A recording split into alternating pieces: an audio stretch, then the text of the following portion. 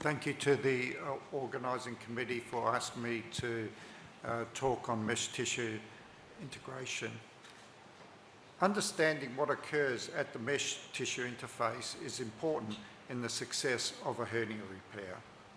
The lack of understanding of both biomechanics of the abdominal wall and mesh science may be important reasons for the ongoing, unsatisfactory, long-term results we have in major hernia repair. Hence the inclusion of this and the prior talk by the organisers of the conference. These talks outline the future of hernia repair and are important to any surgeon interested in hernia management. In this presentation, we will discuss why mesh tissue integration, which is actually a subset of biomechanics, is clinically important. We will discuss the factors important in mesh tissue integration. We will introduce a model called MINT to simplify the understanding for surgeons to allow them to compare meshes and to choose the best mesh for their patient. Lastly, we'll look at the future of hernia repair, that is 3D printed, tailor-made meshes. I've been fortunate to work with some very clever young researchers who have done incredible work in developing the MINT model and 3D printing, and they will each present on these topics in a pre-recorded talk. Mesh is used as an adjunct to our fascial repair to reduce recurrence and, with the assistance of post-op rehabilitation, to restore function. The early efficacy of mesh is dependent on its size, strength, and mechanical fixation. The late efficacy of mesh is dependent on its rate of degradation and, most importantly, the degree of mesh tissue integration.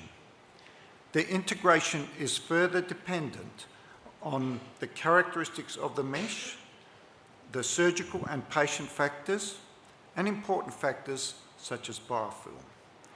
The aim is to get host tissue into the mesh quickly so that it's viewed as self and turns off the chronic inflammatory reaction.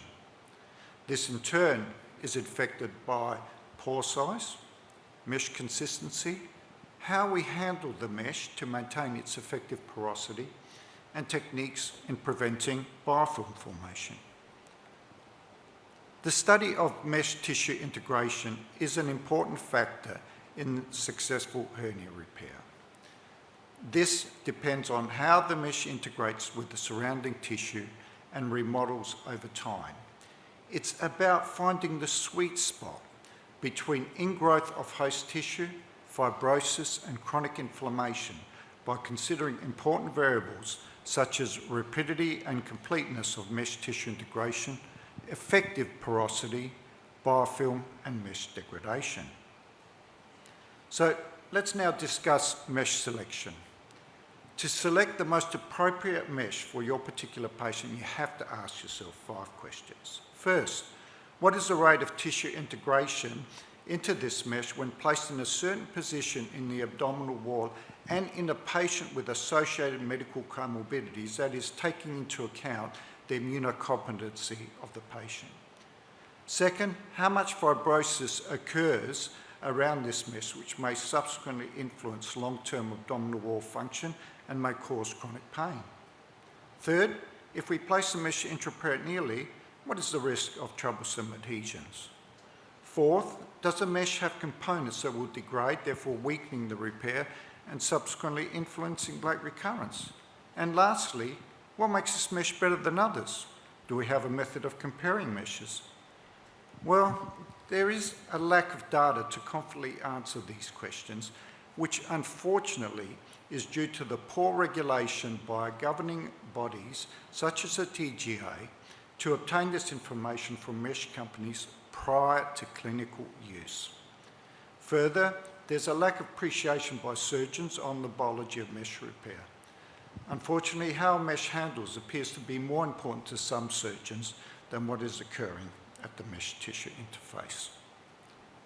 To improve mesh selection, we require an appropriate animal model to develop a mesh tissue integration index and in addition to have a patient outcome mesh registry. We require one model with standardised methods of interpretation and similar immunological profile to humans to allow comparison between meshes. We have developed a porcine model with mesh inserted subrectus and intraperitoneal to develop a mesh tissue integration index. Further developments are planned, including assessing preperitoneal and onlay positions. The animal model has 4 components, including the degree of mesh tissue integration, degree of fibrosis, degree of adhesions for intraperitoneal mesh, and mesh degradation. Realistically, however, the diversity and complexity of patients may preclude indices based on animal studies translating into predictable patient outcomes. We hence require, in addition to this mesh tissue integration index, a longitudinal database that records mesh indices and patient characteristics against outcomes to fully appreciate the significance of mesh tissue integration. Dr. Edward Young is completing his PhD research developing a mesh tissue integration index, which he has called MINT. He will briefly summarise his study with a short animation. The paper was accepted for publication in Surgical Endoscopy 1 week ago.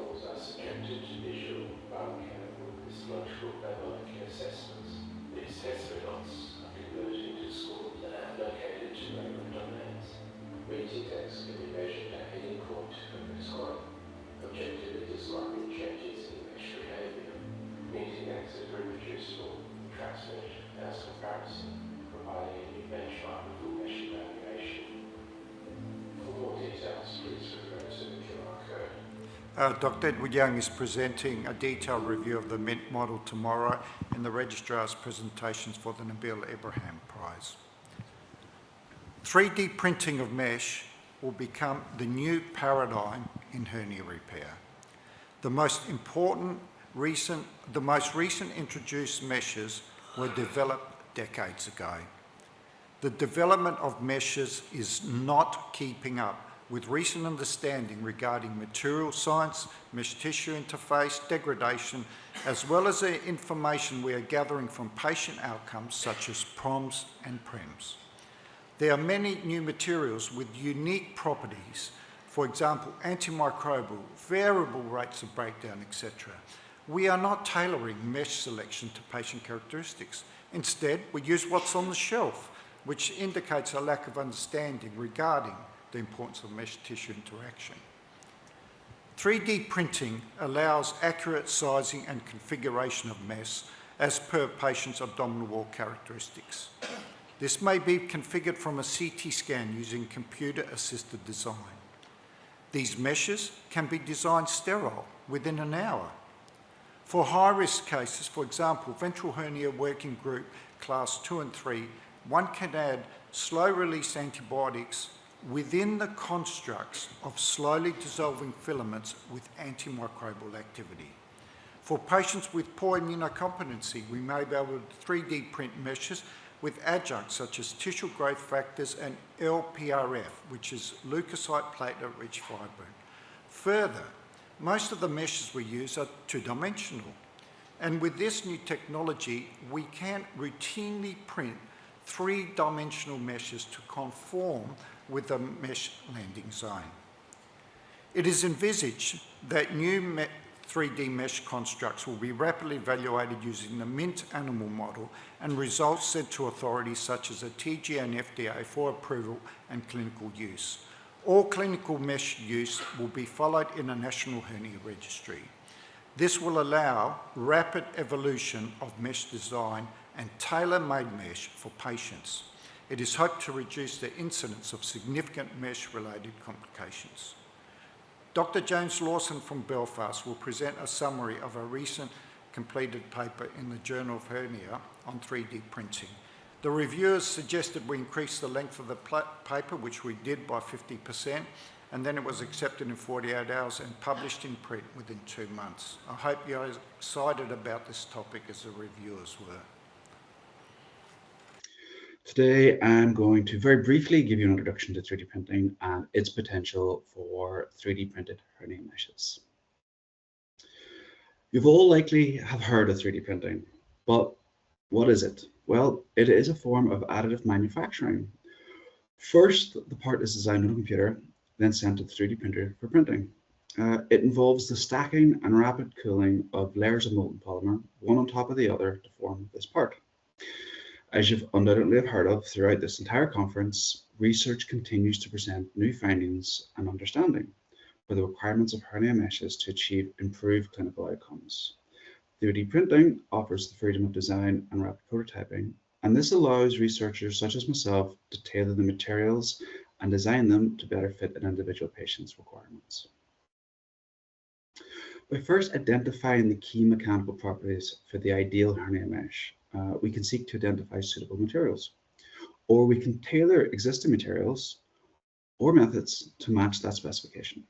For instance, using a 3D printer fitted with a core shell nozzle, a film can be extruded consisting of an inner core of high-performance medical-grade polymer, such as PEEK or PEI, and that core can be covered in a shell, perhaps low-density polyethylene, optimizing the strength-to-weight ratio for a new generation of high-performance, low-weight hernia meshes.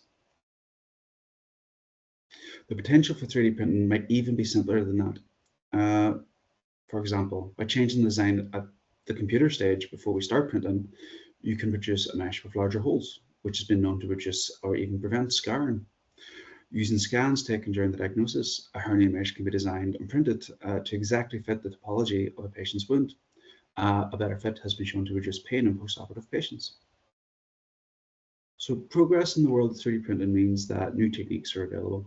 For instance, in situ deposition techniques or post-processing techniques. 3D printing meshes can go on to further enhance beyond just the mechanical properties. Their surfaces can be modified and for improved biocompatibility, improved wound healing, and infection control. Advances in material science means that polymer degradation profiles are well described in literature, and we can take advantage of that to produce timed release of drug-eluting hernia meshes. Your next patient's hernia mesh could contain cytokines and growth factors, antibiotics, release the key stages in the healing process to drive and enhance wound healing. The potential for 3D printing hernia meshes is undoubtedly there. The next steps to get these benefits to the patient involves a new era of biomedical engineers and clinicians working closely together right from the design stage. Onto the material characterization and testing of these new meshes and ultimately onto the regulatory hurdles. So with regards to regulatory hurdles, I would say that although regulation of 3D printed polymer devices is currently somewhat lacking worldwide, anyone interested in pursuing this research should do so with the highest standards and principles at the core of their research. That way, when the regulation finally does catch up, there won't be any detrimental issues to new wave biomedical device startup companies. Pathways to the FDA, TGA, and MHRA approvals for biomedical devices do exist, and I discussed them at length on our latest publication, a link to which is on the final slide. I think it's fair to say it's a topic that'll probably need more than 5 minutes to discuss in any kind of detail. So for those concerned about regulation, what I will say is let me quell those fears by saying it can be done and it is currently being done. For instance, the Northern Ireland Blood Transfusion Service and the Australian Red Cross Lifeblood are precedents for integrated healthcare manufacturing. They're highly regulated systems that ensure product accountability, traceability, and adverse reaction reporting throughout the strict service agreements. So thank you everyone for your attention. Sadly, I'm not with you today, so I can't answer any questions. But if you would like to ask me a question, my email is on screen, and I can send out a group response in due course to avoid repetition. Hernia management is no longer about closing the defect, but instead about restoring anatomy and function. Restoring function requires understanding of the pathophysiology, both at the macroscopic and microscopic level, especially in regards to mesh tissue interface. Improved understanding in mesh tissue integration will lead to the development of unique meshes by 3D printing, which may be patient-specific. 3D printed meshes will be evaluated by the newly developed MINT model and followed up in a national clinical quality registry, resulting in a new evolution in hernia management.